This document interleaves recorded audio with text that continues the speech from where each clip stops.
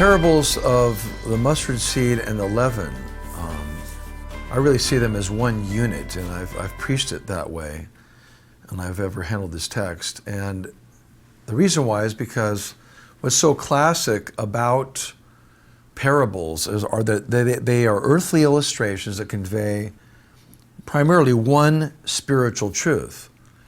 Now, obviously in this case you have the mustard seed, which was the smallest apparently of all seeds at that time, and then you have the leaven, which we all are familiar with that. And yet, even though there's two metaphors being used here, they are conveying one truth, and that is little things that God begins have large endings. For example, 2,000 years ago, God began his kingdom with 11 frightened men before the day of Pentecost. Strike the shepherd, the sheep scatter. And here we are, 8 time zones away, 2,000 years later, talking about a rabbi who lived many years ago. Why? He's changed our lives. The kingdom is advancing. If you have a book called Operation World, which I've had access to, it shows you how far Christianity's reach is all around the world. It began with 11 frightened men, a small seed, and it's expanded and continues to take real estate even as we speak. I was really encouraged recently when I received some information on our world's population and the internet usage. There's 7 billion people now on Earth.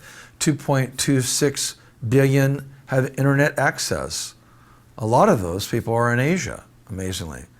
I'm so thankful for this opportunity even here to contribute in this over these questions, because the reach of the gospel through the internet, through radio, through print, the electronic media is overwhelming. The gospel is advancing even as we speak. And then in the leaven or the yeast section of verse 33, again, it reminds me of what Paul said in 1 Corinthians 5. A little leaven leavens the whole lump, right? So we have to view the kingdom of God then as the king being born, Jesus, the king preaching the kingdom. Of course, John the Baptist preached the kingdom. Paul preached the kingdom. And we're called to preach the kingdom. What is the kingdom? It's the rule of God through the gospel. That's the kingdom.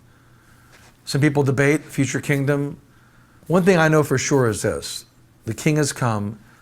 He's preached the kingdom. I've been born again. I've entered the kingdom, John 3. And I call men to be translated from the kingdom of darkness into the kingdom of God's beloved Son. The other issues are intramural debate, which we could have a good time debating. Little beginnings, large ending, a little leaven. I'm optimistic about the future of God's kingdom. We are to walk by faith, not by sight. Christ is building his church, and the gates of hell will not prevail against it.